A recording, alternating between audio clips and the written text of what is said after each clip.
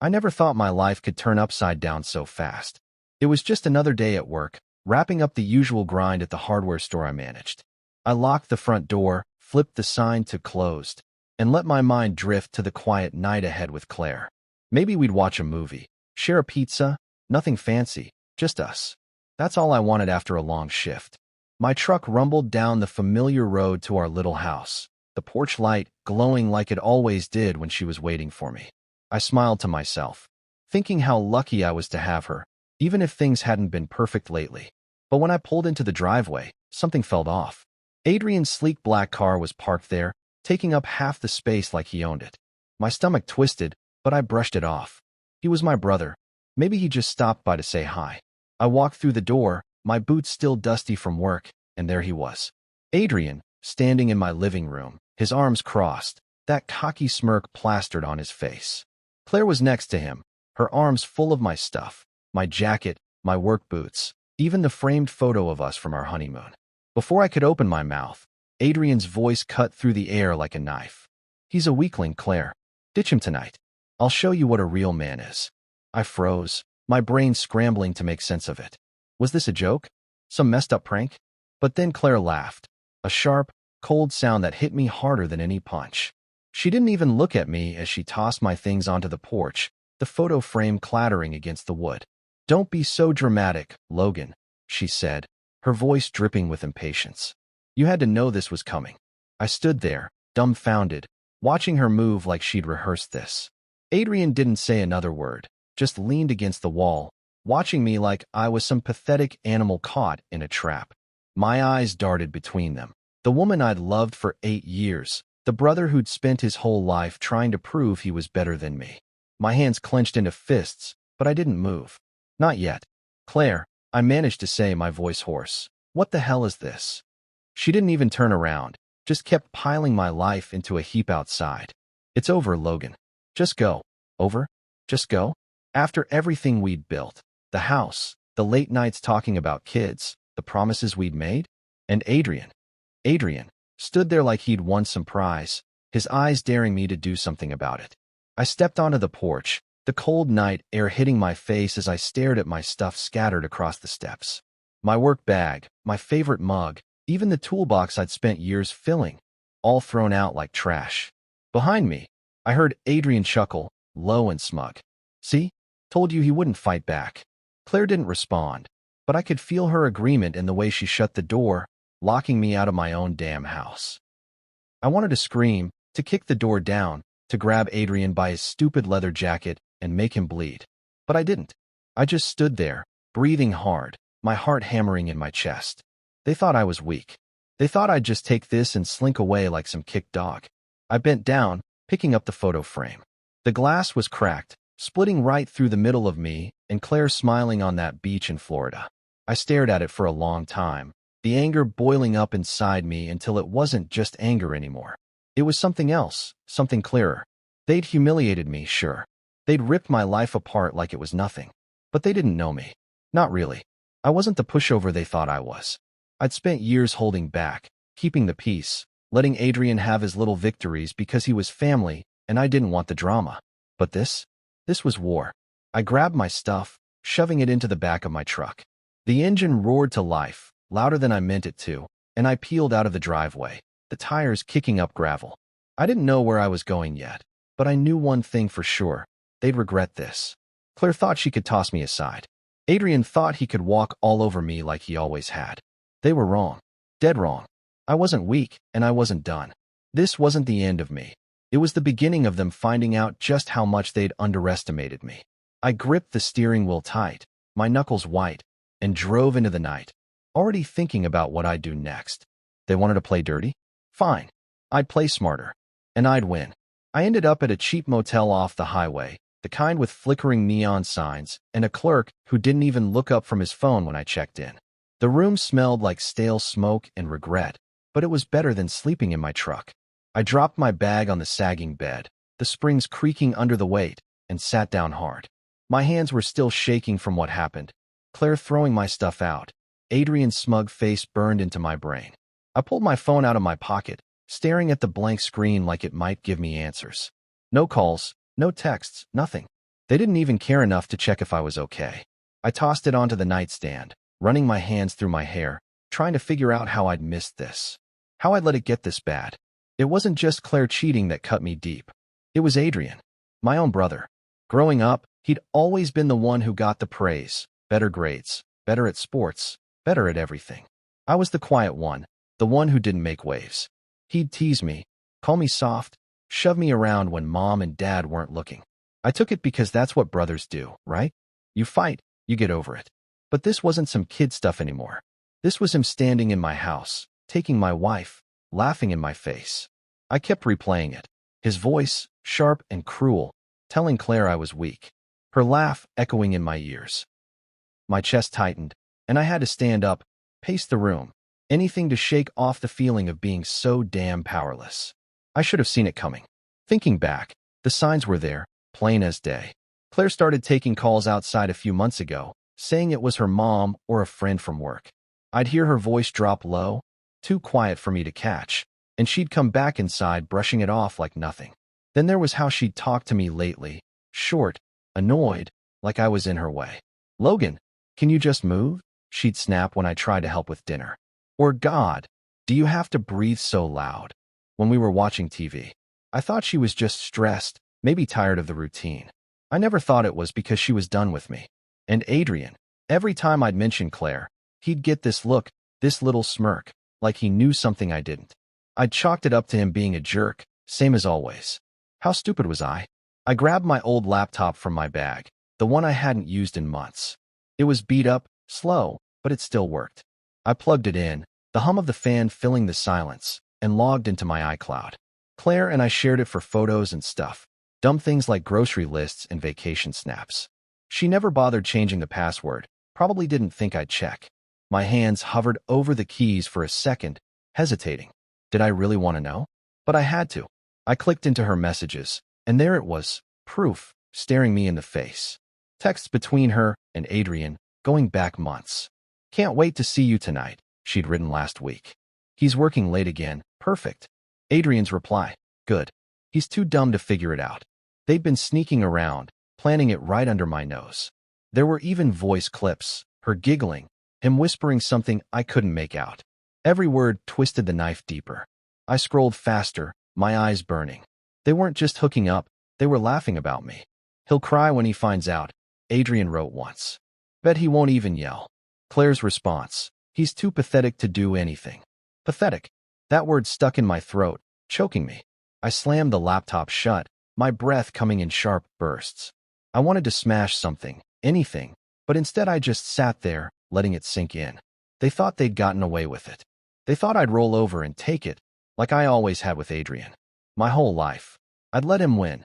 Let him have the spotlight. Let him talk down to me. Let him think he was king. Not this time. The pain was still there, raw and heavy, but it was changing. It wasn't just hurt anymore. It was fuel. I opened the laptop again, staring at those messages, and something clicked. They didn't know I had this. They didn't know I was awake now, really awake, for the first time in years. My fingers tightened around the edges of the screen, and I felt a grim smile tug at my lips. They thought they'd won, that they'd humiliated me and left me broken. But this wasn't the end of their game. It was the start of mine. I wasn't going to scream or beg or cry. I was going to make them pay, slow and smart, until they realized they'd messed with the wrong guy. The motel room felt smaller now, but I didn't care. I had a plan forming, and that was enough for tonight. I sat there in that dingy motel room, the laptop screen glowing in the dark, casting shadows on the peeling wallpaper. My eyes were glued to Claire's messages, each one slicing into me like a razor. I'd already read them twice, but I couldn't stop. It wasn't enough to know they'd betrayed me. I had to understand why, how far it went. The deeper I dug, the uglier it got. This wasn't just about them sneaking around, tangled up in some cheap affair. No, this was about tearing me down, making me feel like nothing. My hands shook as I scrolled, not from sadness anymore, but from a rage I didn't even know I had in me. Adrian's words popped up again and again, cocky and cold. "He's pathetic. He won't fight back. That's why it's so easy." Then Claire's reply, "Logan's just a placeholder." I was never really attracted to him. A placeholder. 8 years of marriage, and that's what I was to her. I leaned back against the headboard, the wood creaking under my weight, and let that sink in. All those nights I'd come home tired from work, still making time to fix the leaky sink or cook her favorite pasta. She'd been looking at me like I was some kind of stand-in, like I was keeping her seat warm until someone better showed up. And Adrian, my own brother, he'd been the one to swoop in, grinning like a shark. Another message caught my eye, one he'd sent a month ago. The way he's going to break when he finds out? I almost feel bad, almost. Claire's response was a string of laughing emojis. They were betting on me crumbling, picturing me as this sad, helpless fool who'd just take it and disappear. My stomach churned, but I kept reading. I had to know it all. It got worse. Adrian wasn't just texting Claire. He was bragging to his buddies, too. I found a group chat with a couple of guys he worked with, names I vaguely recognized from family parties. Stole my brother's wife, he wrote, like it was some trophy he'd won. Easiest thing I've ever done. Logan's got no spine. One of them replied, dude, that's cold. Funny as hell, though. Another chimed in. Bet he's crying into his beer right now. I could almost hear them laughing, clinking their drinks, toasting to my humiliation. My jaw clenched so tight it hurt. They didn't just want to take Claire, they wanted to destroy me, to make sure everyone knew I was the loser in this story. And Claire? She was right there with him, egging it on, feeding his ego like it was her job. I pushed the laptop off my lap and stood up, pacing the tiny room. The carpet was worn thin under my boots, and the air felt thick, like it was pressing down on me. I wanted to punch something, Adrian's face, the wall, anything. But I stopped myself. My hands were balled into fists, nails digging into my palms, and I could feel the blood pounding in my ears. Rage was clawing at my throat, begging to get out, but I swallowed it down hard. Yelling wouldn't fix this. Breaking stuff wouldn't make it right. I'd spent my whole life letting Adrian get under my skin, letting him push me until I snapped, and then he'd just laugh it off. Not this time. This time, I wasn't going to give him the satisfaction of seeing me lose it. I went back to the bed, sat down, and stared at the screen again. My breathing slowed as I forced myself to think. This wasn't about anger anymore. It was about control.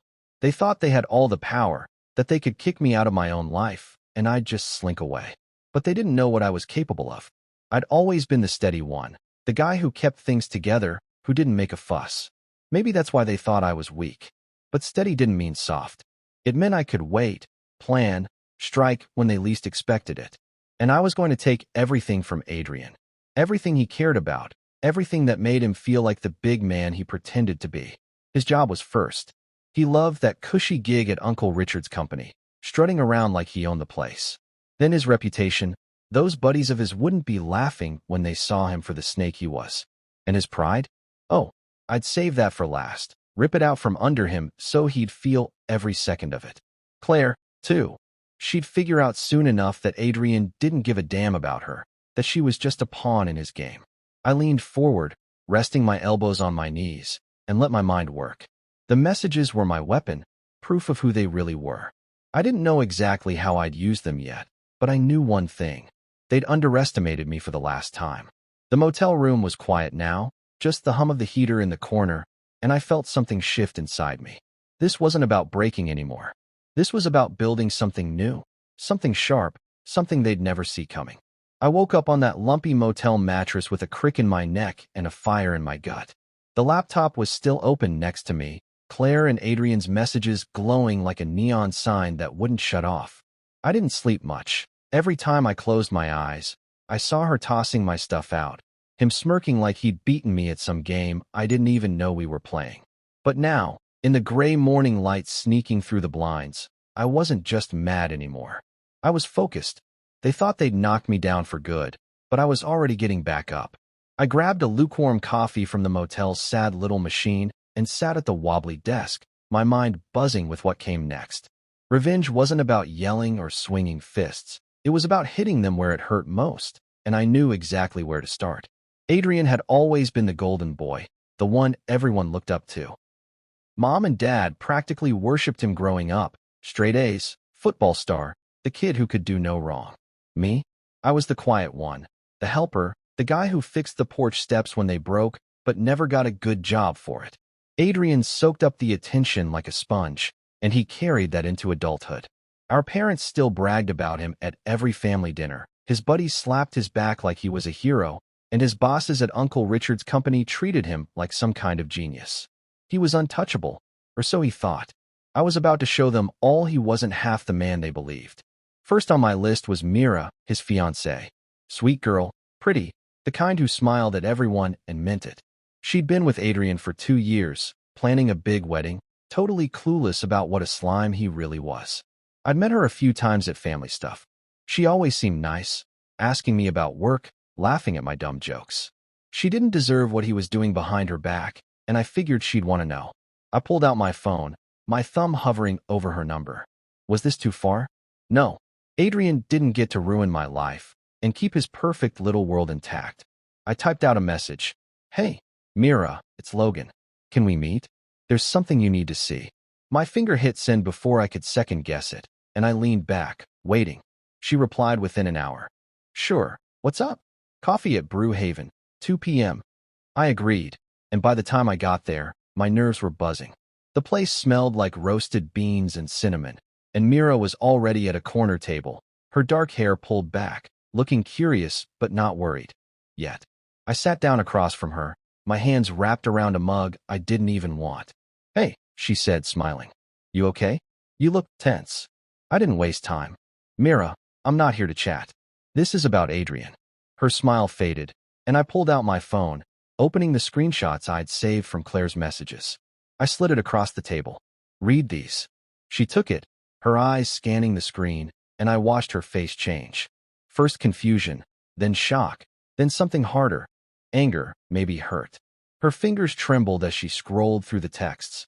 Adrian calling me pathetic, bragging about Claire, planning their nights like it was all a big laugh. She didn't say anything for a long minute, just kept reading, her breath getting shaky. Finally, she set the phone down, her hands flat on the table like she needed to steady herself. How long has this been going on? She asked, her voice low, tight. Months, I said, keeping my tone even. Since at least last summer. Her eyes snapped up to mine, dark and sharp now. Months, she repeated, like she couldn't believe it. Then she nodded, slow, like something was clicking into place. He's dead to me. I didn't say anything else, just let her sit with it. She didn't cry, didn't yell, just stared at the table like she was rewriting her whole life in her head. Thanks, Logan, she said finally, pushing the phone back to me. I needed to know. I nodded, and she grabbed her purse, standing up fast. I've got calls to make. She was gone before I could blink, her coffee untouched.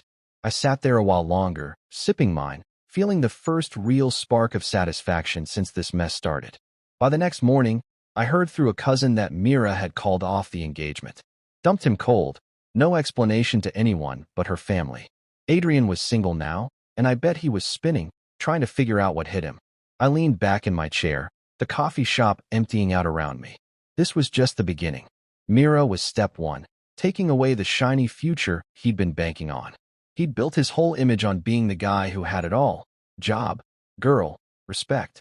I was going to strip every piece of that away, slow and deliberate, until he was left with nothing but the truth about himself. My hands weren't shaking anymore. They were steady, ready. Adrian thought he knew me, thought I'd just fade away. He was wrong, and he was about to find out how much. I couldn't stop grinning as I drove back to the motel, the hum of the truck's engine matching the buzz in my head. Mira dumping Adrian was like the first crack in his perfect little kingdom, and I'd barely lifted a finger. He had no idea I was behind it. Not yet, and that made it even sweeter. I could picture him now, strolling into work that morning, chest puffed out like always, thinking he was on top of the world. Then his phone would start going off, one call after another, shattering that smug bubble he lived in. I didn't need to see his face to know how it went down. I'd known him my whole life. Arrogant, untouchable Adrian. The guy who thought he could do whatever he wanted and get away with it. Not this time. I pulled into the motel parking lot, the gravel crunching under my tires, and grabbed my phone. No messages from him yet, but I figured it wouldn't be long. Mira wasn't the quiet type when she got mad. She'd tell her family, her friends, and they'd spread it like wildfire. Her dad was some big-shot lawyer, too, so I bet he was already on the phone, chewing Adrian out for breaking his little girl's heart. Good. Let him squirm. I tossed my keys on the bed and sat down, cracking my knuckles. The adrenaline was still pumping, but I wasn't done. Mira was a solid hit, but I had bigger plans. Adrian's whole life was built on people thinking he was the best. Time to knock that down a few more pegs. I opened my laptop again, the screen lighting up with those damning messages. I'd already used them on Mira, but there was more I could do. Uncle Richard was next. He ran the construction company where Adrian worked, a big outfit that built houses and strip malls all over the county. Richard was family, Mom's older brother, and he'd always treated Adrian like the son he never had. Gave him a cushy job right out of school, fast-tracked him to a supervisor role, even talked about handing him more responsibility someday. Adrian loved it, strutting around in his hard hat, barking orders like he'd earned it instead of just being handed it. I'd never cared much. Richard was nice enough to me, but I wasn't the type to beg for favors. Now, though, that favoritism was my way in. I scrolled through the texts, looking for something specific. Myra's stuff was personal, but I needed dirt that had hit Adrian at work. There it was, a string of messages from a few weeks back. Adrian to Claire. Skipped out early today. Richard's too busy to notice. Another one. Told the crew to handle it. I'm not babysitting those idiots. Then Claire. Lazy much. And him. Why work hard when you don't have to? I smirked. Perfect. It wasn't about the affair. This was about him being reckless, sloppy, the kind of guy who didn't deserve the trust Richard put in him. I copied the texts, cleaned them up so they didn't mention Claire, and drafted an email. Hey, Uncle Richard. I typed, keeping it casual. Found some stuff you might want to see about Adrian. Didn't want to bother you at home, but it's not good. I attached the screenshots and hit send, my pulse kicking up as the little whoosh sound confirmed it was gone. I leaned back, staring at the ceiling. Richard was old school, didn't mess around when it came to his business. He'd hired Adrian on faith, but if he thought the golden boy was slacking off, that faith would dry up fast. Sure enough, my phone buzzed an hour later. Richard's name popped up. Logan, what's this about? He asked, his voice gruff but curious. Just read it, I said, playing it cool. Thought you should know. He grunted, the line going quiet for a second. Appreciate it. I'll handle it. That was it. No lecture, no questions. I knew he'd dig into it, probably call Adrian in for a talk. By the end of the day, I got word from a buddy who worked there. Adrian's big promotion, the one he'd been bragging about for months, was off the table. Richard had reconsidered after some concerns came up. I laughed out loud, alone in that motel room, picturing Adrian's face when he got the news. He'd still have a job, for now, but the shine was gone. No more fast track, no more pats on the back. I could almost hear him trying to explain it away, blaming someone else, but Richard wasn't the type to buy excuses. I paced the room, the cheap carpet rough under my boots, feeling lighter than I had in days. Adrian thought he was invincible, but his throne was cracking, piece by piece. Mira dumping him. Now this, it was all falling apart, and he didn't even know I was the one swinging the hammer. My phone buzzed again, his number this time, but I didn't pick up. Let him stew. Let him wonder. I wasn't ready to face him yet, not until I'd taken more.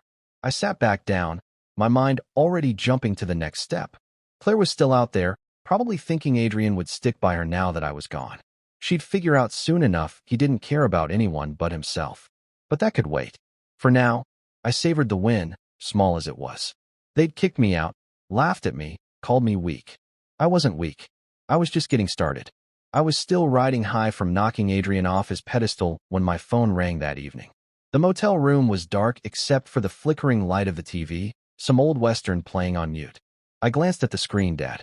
My gut tightened a little. He didn't call often, not unless something was up. I picked up, leaning against the wall, the rough paint scratching at my shirt.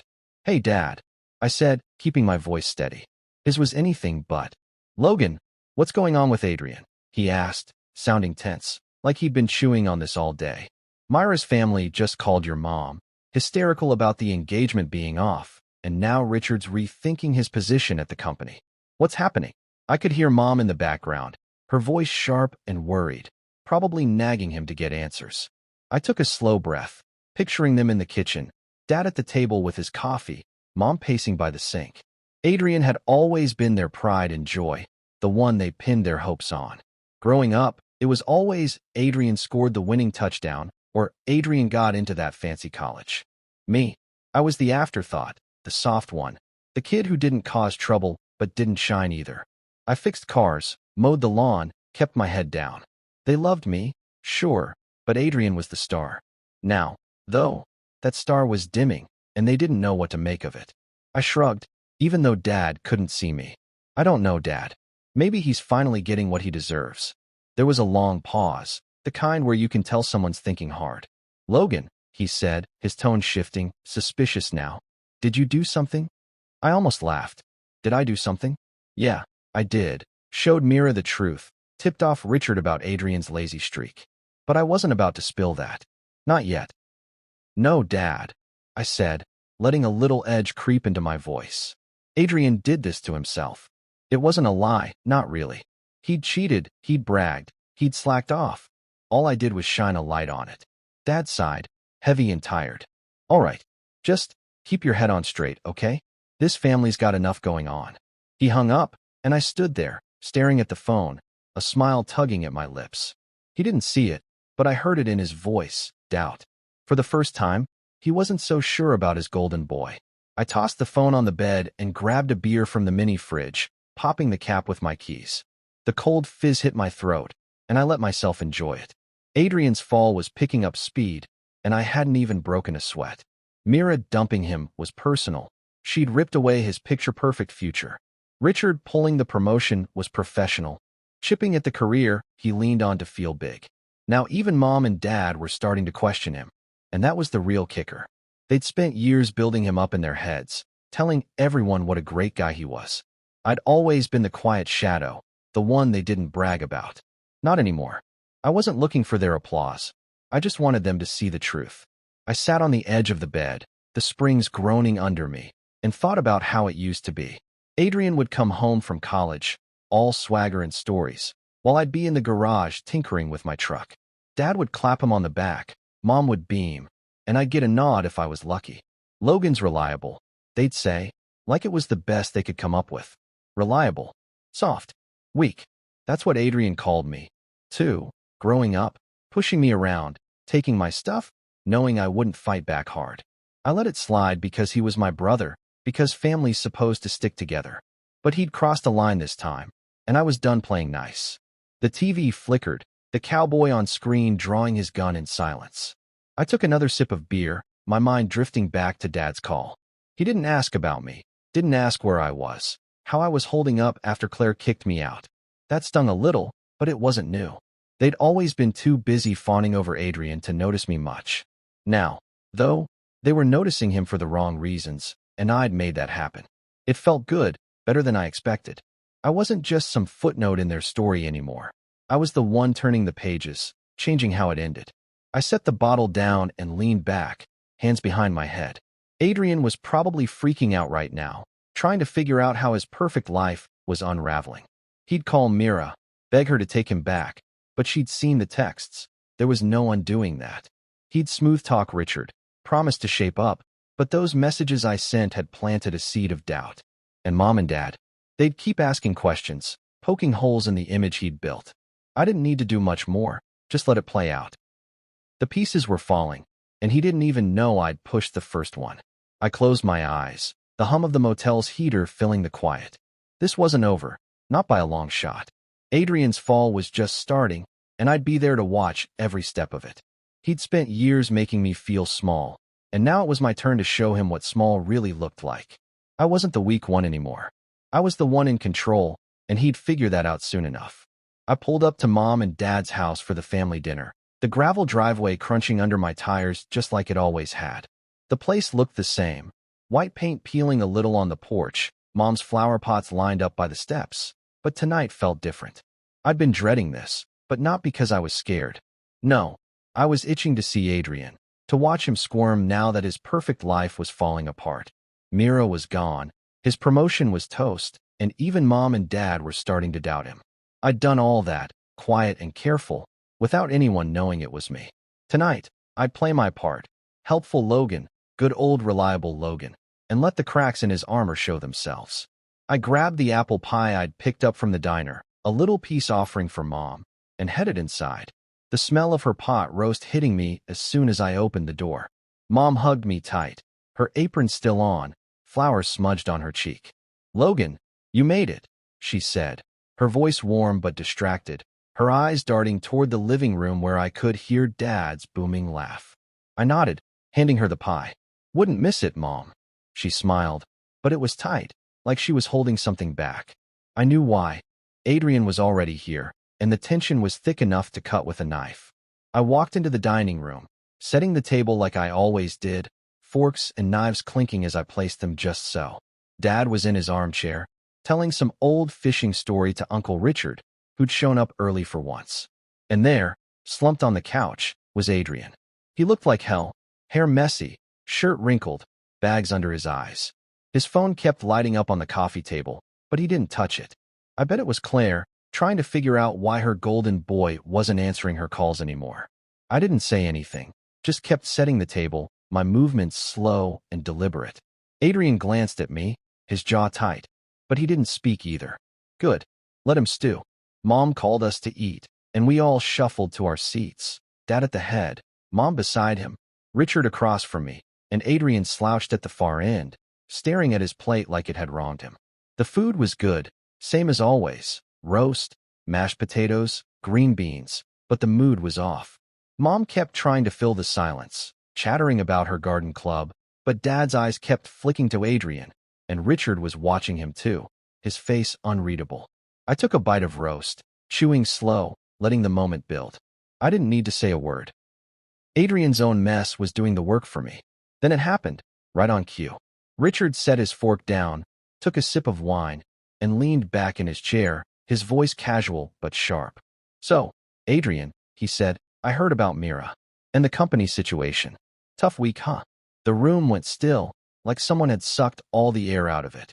Adrian froze, his fork halfway to his mouth, and I saw his Adam's apple bob as he swallowed hard. Mom jumped in, her voice too bright.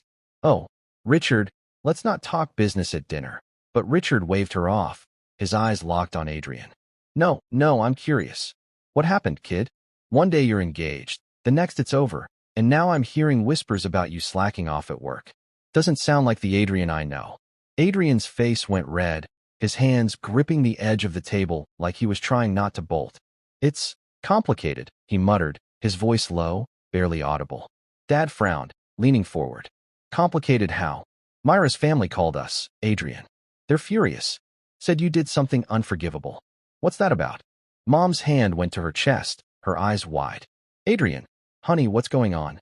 I took a sip of water, watching him over the rim of my glass, my heart thumping with a dark kind of joy. He was unraveling, right here in front of everyone, and there was nothing he could do to stop it. Adrian tried to laugh it off, but it came out choked, desperate. "It's just a misunderstanding, okay? Mira overreacted, and work's been stressful. That's all." Richard raised an eyebrow, not buying it. "Stressful? Funny, I've got guys working twice as hard as you, and they don't skip out early or leave their crews hanging. You want to explain that?" Adrian's mouth opened, then closed, like a fish gasping for air. Dad jumped in, his voice harder now. "And what about this promotion, huh? Richard said you were up for it. Then suddenly you're not. What did you do, Adrian?" Mom looked like she might cry, her hands twisting her napkin. "Boys, please, let's not fight." But it was too late. The questions kept coming, piling on, and Adrian had nowhere to hide. "I didn't do anything," he snapped, his voice cracking. "It's just, people are blowing things out of proportion, all right? I'm fine, everything's fine." But it wasn't fine, and everyone could see it. His hands were shaking, his eyes darting around like he was looking for a way out. I leaned back in my chair, picking at my food, playing the part of the quiet brother, the one who didn't cause trouble. Inside, though, I was grinning ear to ear. This was better than I'd hoped. Adrian, the golden boy, the alpha, struggling to string a sentence together while his whole family watched him crack. Dinner dragged on, the mood sour, and Adrian barely touched his food. When it was over, I helped Mom clear the table, laughing at Dad's bad jokes, acting like nothing was wrong. Adrian stayed glued to his seat, staring at nothing, his phone buzzing again. Probably Claire, realizing her big plan to trade up was falling apart. I caught his eye as I carried a stack of plates to the kitchen, and for the first time, he didn't look smug. He looked scared. Good. Let him feel it. Let him know what it's like to lose everything. To have everyone turn on you. I'd spent years in his shadow, taking his jabs, letting him think he was better. Not anymore. Tonight, I watched my arrogant, manipulative brother crumble, and it felt damn good. I woke up the next morning in that same motel room, the taste of last night's victory still fresh in my mouth. The family dinner had been a show, Adrian falling apart under Uncle Richard's questions, Mom and Dad's worried stares pinning him down like a bug on a board. I'd played it cool, kept my head down, let them all see him for what he was without saying a word. My phone buzzed on the nightstand as I rubbed the sleep from my eyes, and I grabbed it, expecting maybe a text from Mom checking in. Nope. 20 missed calls from Adrian, all through the night, and one message. I know it was you. We need to talk. I stared at it, my thumb hovering over the screen, and laughed out loud. He was finally catching on, but I wasn't ready to give him the satisfaction of a reply. Not yet. Let him sweat it out. I tossed the phone back down and got up, stretching out the stiffness from the cheap mattress. The room was still dim, the curtains doing a half job of blocking the sun, but I felt wide awake. Adrian's calls meant he was rattled. Good. He'd spent years acting like I didn't matter, like I was just some background noise in his big, loud life. Now he was scrambling, and I was the one pulling the strings. My phone buzzed again, this time a text from Claire. Logan, I made a mistake. Please talk to me. I was stupid. I see that now. I snorted, shaking my head. The same woman who'd tossed my stuff onto the porch like garbage, who'd laughed with Adrian while I stood there broken, was begging me now? I could picture her, alone in our house, realizing Adrian wasn't coming back for her. I didn't reply to that either, just deleted it and grabbed my coffee mug, the cold dregs from yesterday still sitting there. I poured it out in the sink, the brown liquid swirling down the drain, and thought about how fast this had turned. Claire thought she'd traded up, picked the better brother, the one with the charm and the swagger. Adrian thought he'd won, too. Taken my wife, humiliated me, proved he was the alpha. But he didn't want her, not really. She was just a tool, a way to stick it to me. Now Mira was gone, his job was shaky, and Claire was a loose and he didn't need. I bet he'd ghosted her already, left her hanging while he tried to patch up his own mess. I rinsed the mug, set it on the counter, and leaned against the wall, letting that sink in. She'd figure it out soon enough. Adrian didn't care about anyone but himself, and I wasn't her safety net anymore. My phone kept buzzing. Adrian again, another call I ignored. I didn't need to hear his voice, his excuses, his threats. I could imagine it anyway. What did you do, Logan? Why are you screwing with me? Maybe he'd yell. Maybe he'd try to play the big brother card, guilt me into backing off. Too late for that. He'd crossed a line when he stood in my living room, smirking while Claire threw me out. He'd wanted to see me break, and now he was the one cracking. I grabbed my jacket, deciding to get some air. The motel parking lot was quiet, just a couple of cars and a guy smoking by the vending machine. I walked past him, hands in my pockets, the cool morning biting at my face. It felt good, sharp, like it was waking me up even more. I ended up at a diner down the road, the kind with sticky tables and waitresses who call you hon. I slid into a booth, ordered eggs and toast, and watched the world go by through the smudged window. My mind was still on Adrian and Claire, though. He'd lost Mira, his promotion, his shine with Mom and Dad, all because of me, and he didn't even know the half of it yet. Claire was probably sitting at home, texting him over and over, wondering why he wasn't answering. I could have felt bad for her, maybe, if she hadn't laughed in my face that night. But I didn't. She'd made her choice, and now she was stuck with it. My food came, and I dug in, the eggs hot and the toast crunchy, simple but good. It was the first meal in days that didn't taste like ash. Adrian's text kept popping into my head. I know it was you.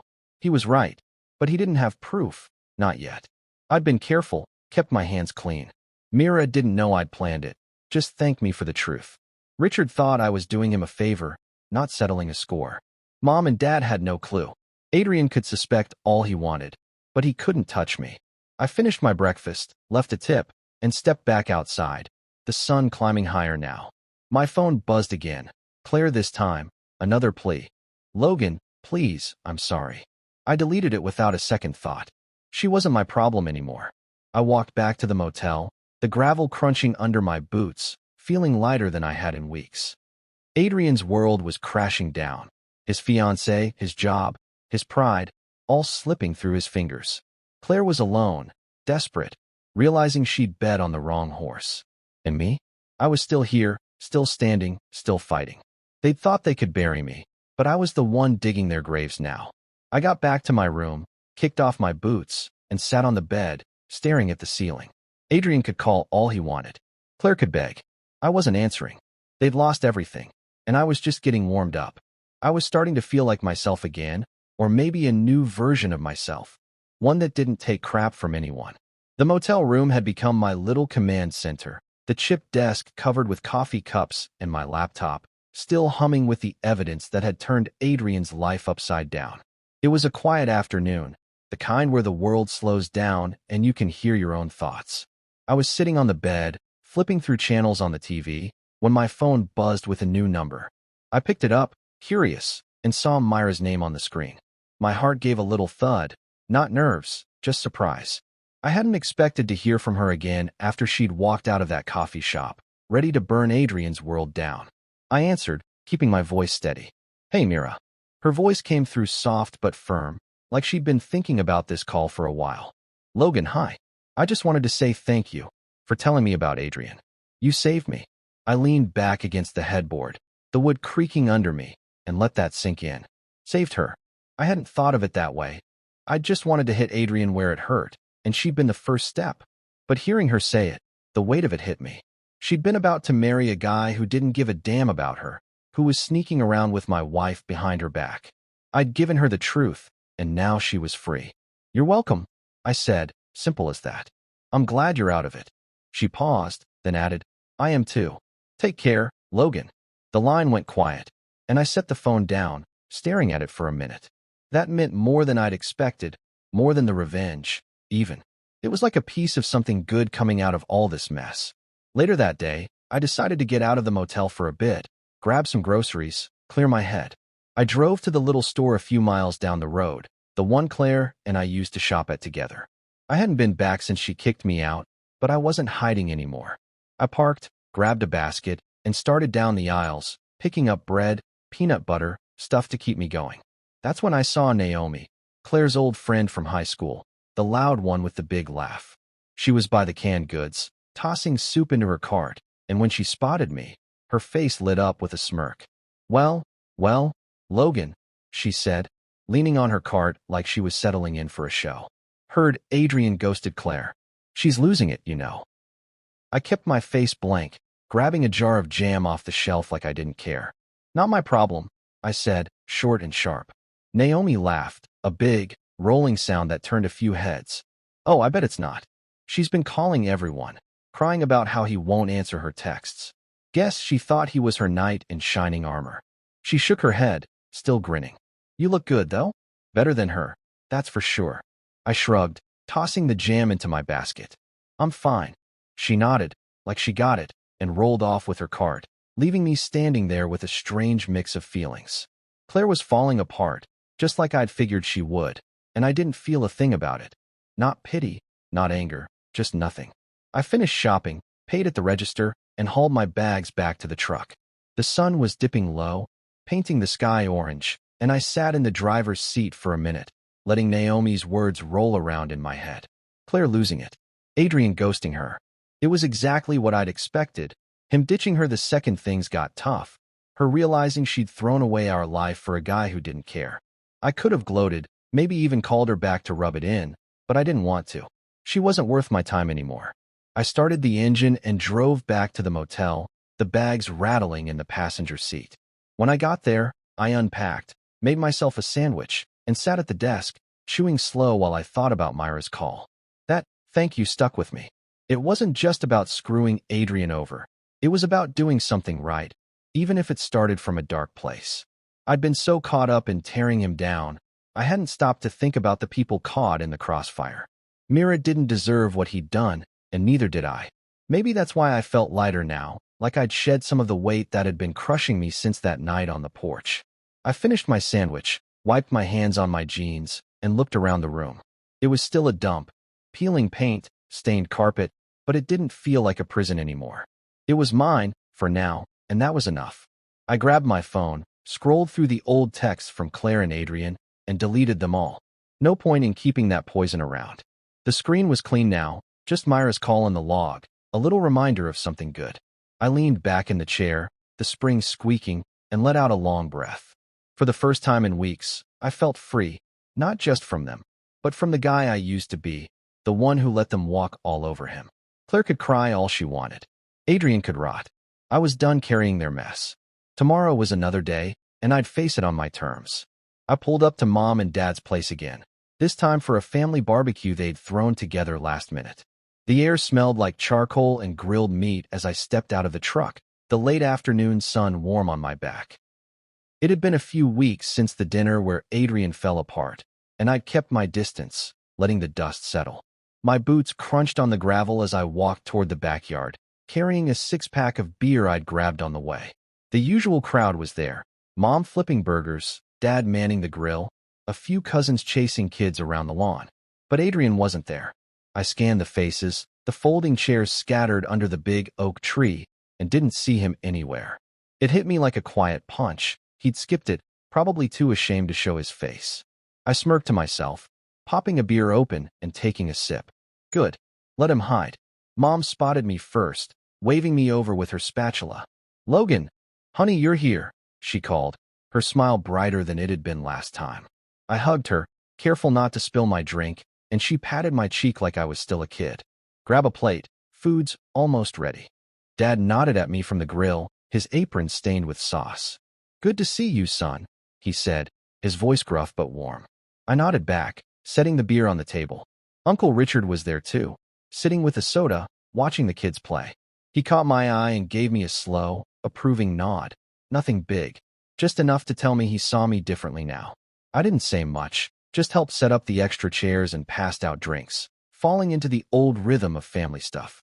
But it felt different this time, lighter, like I wasn't just filling a space. We ate, the table piled high with burgers, corn, and Mom's potato salad. The talk was easy. Weather, the cousins' new jobs, Dad's latest fishing trip. Adrian's name barely came up. Mom mentioned him once, quiet, like she was testing the waters. "He said he wasn't feeling up to it today," she said, her eyes on her plate. Dad grunted, stabbing a piece of corn. "Probably for the best." That was it. No big fuss, no questions. I kept eating, my fork scraping the plate, but inside I was grinning. They weren't defending him, weren't making excuses. For once, I wasn't the one they glossed over. I was here, solid, while Adrian was the ghost. After we cleared the plates, I wandered over to the tree, leaning against the trunk with my beer. The kids were still running around, their laughter bouncing off the house, and I watched them, letting my mind drift. I'd come a long way since that night Claire kicked me out, since Adrian stood there smirking, thinking he'd won. He'd lost everything now, Mira, his promotion, his shine with the family, and I'd made it happen, step by step. I didn't feel guilt, didn't feel sorry. He'd brought it on himself, and Claire too. They'd wanted to break me, but I was the one still standing. The beer was cold in my hand, the bark rough against my back, and for the first time in years, I didn't feel like I was in anyone's shadow. Dad walked over before I left, holding an envelope. He handed it to me, his face serious. "This isn't charity, Logan," he said, his voice low. "It's an apology." I took it, confused, and opened it later in the truck. Inside was a check, $500, and a note in his messy handwriting. "Should have seen you more. Proud of you." I stared at it, my throat tightening a little. He didn't know the half of what I'd done, but this wasn't about that. It was about me, finally stepping out of the background. I tucked it into my pocket, started the engine, and drove back to the motel, the road stretching out dark and quiet. When I got to my room, I checked my phone one last time. There was a text from Adrian, sent hours ago. "Why did you do this to me?" I read it, my finger hovering over the screen, and then deleted it without a reply. Why? Because he'd done it to himself. Every lie, every jab, every time he'd stepped on me to feel big. I didn't know him an answer, didn't know him anything. I kicked off my boots, stretched out on the bed, and stared at the ceiling, the hum of the heater filling the silence. Claire was gone, Adrian was broken, and I was free, not just from them, but from the guy I used to be, the one who let them call him weak. I thought about the barbecue, Mom's smile, Dad's note, Richard's nod. They saw me now, really saw me, and it wasn't because I'd shouted or fought. It was because I'd stood up, quiet and steady, and let the truth do the rest. Adrian could sulk all he wanted, Claire could cry, but I was done playing their game. I closed my eyes, the mattress sagging under me, and felt something settle in my chest. Peace, maybe, or just the start of something new. I wasn't the weakling anymore. I was Logan, and that was enough.